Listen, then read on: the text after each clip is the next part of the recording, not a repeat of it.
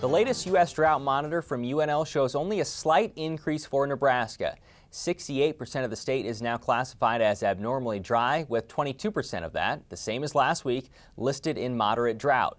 Much of Nebraska's winter wheat crop has lacked sufficient moisture over the winter, and the damage is adding up. The USDA's crop progress report showed this week 30% of the state's winter wheat is in poor to very poor condition, the highest percentage among the top 18 producing states.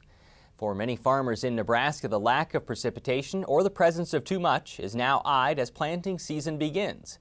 On Wednesday, we talked with DTN senior ag meteorologist Bryce Anderson to get an outlook for those with upcoming fieldwork. But to start, we asked for an update on soil moisture conditions across Nebraska. Going from east to west, eastern Nebraska, from the Missouri River toward Columbus, really is in pretty good shape. And then you start running into some lighter amounts. By the time we get west of Highway 183, then we're starting to really take things down. And there's been pretty extensive drought issues now start to show up in portions of west central Nebraska and then on to the Panhandle. A lot of the south central part of the state and then through the west has at least drought 0, and we're starting to get concerned maybe about drought level 1, moderate drought. Yeah, that area to the west, just a little bit further on how concerned you actually are for that area. Well, I'm very concerned about how, in particular, southwestern and western Nebraska are going to fare with the lack of moisture that we've seen during the water year. The soil moisture has not really shown up very much. We've seen a lack of snowfall, and the way the rainfall pattern is acting, that portion of the state is going to have a real task in terms of being able to collect a lot of precipitation here going into the next time period now, in the next couple of weeks anyway. Describe the moisture condition farther to the east in Iowa, eastern Corn Belt. When you go from Iowa east, things are really quite well supplied on soil moisture. Now, northern Iowa and northwestern Iowa have some dryness, but from central Iowa on east, you're looking at adequate to surplus.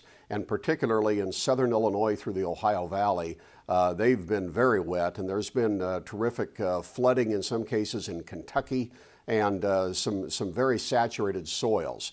Farther to the north, Minnesota is in moderate drought. The eastern Dakotas are as well, but the pattern, the upper air pattern, is kind of coming around to the point that it offers that part of the Midwest a better chance for precipitation, so it's not like it's going to be a chronic long-term feature in our opinion. So as you look at Nebraska and a large portion of the growing area in the eastern two-thirds, what's the short-term outlook for precipitation during the planting season? It's going to be, precipitation is going to be, I think, quite generous. Our call is for the next couple weeks, so we're going to see normal to above normal amounts over the Midwest. And again, the greatest chance for above normal would be in that southeastern Corn Belt area.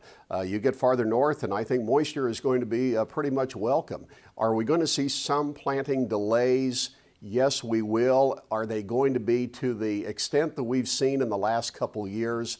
Likely not, because the soils in the northern Corn Belt, when they get that rainfall, those soils will take it in because, they have been dry. And how about the short-term temperature outlook? Temperature outlook is really going to be pretty favorable. We're getting more of a southerly component to our airflow, and so that's going to keep things quite mild on the temperature scene. So long-term, let's look maybe May, June, the beginning half of the growing season. What's your forecast for both precipitation and temperature? I think we're going to see temperatures that are going to be generally near normal. It doesn't look like it's really going to be below normal until you get way, way southwest down into Texas. And for us, I think our temperature pattern is going to be quite seasonal. And for precipitation, the likelihood is that we're going to stay on that normal to maybe even above normal trail. And I think we're going to have pretty good moisture to work with as we get into that crop development phase. So no blaring signs of warning?